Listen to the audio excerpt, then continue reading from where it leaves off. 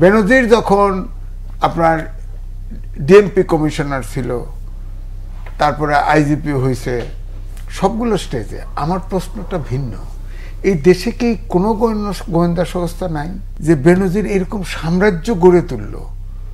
হ্যাঁ, আইজিপি অনেক ছিল, কিন্তু তার মতো বডি ল্যাঙ্গুয়েজ, এখন ইউটিউবে যান, আজিজ আহমেদের বক্তব্য পাবেন, বেনজির আহমেদের বক্তব্য না করতে পারবে না।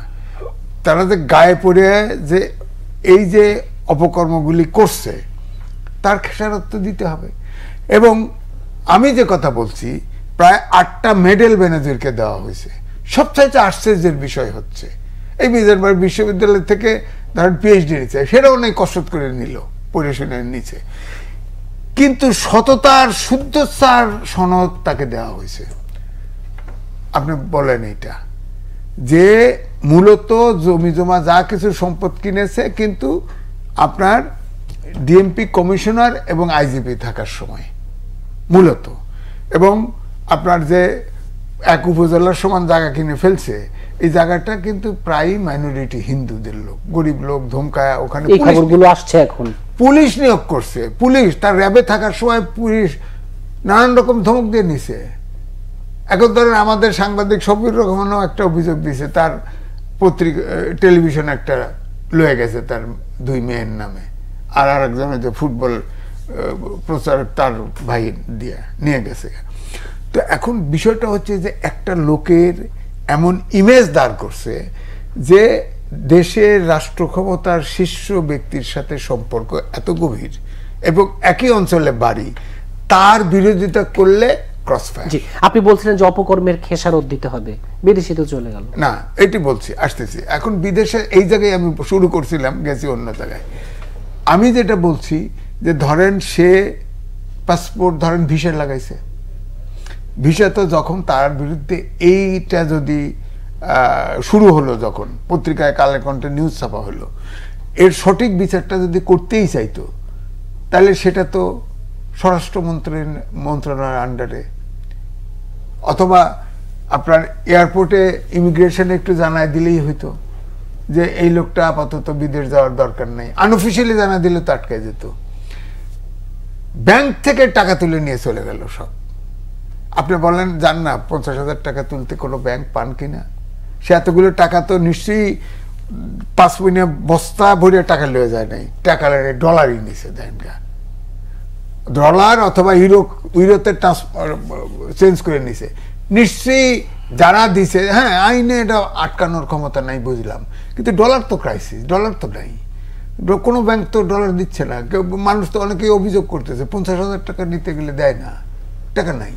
হ্যাঁ, বেনজির সাহেব সব টাকা তুলে নিয়ে গেল, তার দুবাইতে ফ্ল্যাট বেশি বিক্রি করে ফেলছে, এখানে বসুন্ধরা তার বিল্ডিং ছিল বিক্রি করে ফেলছে সব। তাকে অর্থাৎ আইনের ফাঁক দিয়ে তাকে সময় দেওয়া হয়েছে। যে প্রশ্নটা অধ্যাপক ডক্টর মিজানুর রহমানকে আমি করছিলাম, যে এই জন্য আওয়ামী লীগ সাধারণ সম্পাদক যখন বলেন বিদেশ থেকে ধরে এনে বিচার করা হবে, এটা আসলে কথা, এটা হলো ক্ষমতার বাইরে, এটা হলো স্টানবাজি, পলিটিক্যাল। যাদের সাথে আমাদের একমাত্র ভারতের সাথে বন্দি বিনিময় চুক্তি আছে। হ্যাঁ, এই যে আওয়াজ দিছে না কয়দিন আগে তারেক রহমানকে ফিরে আনবো লন্ডন থেকে, কোনো অসম্ভব, অসম্ভব।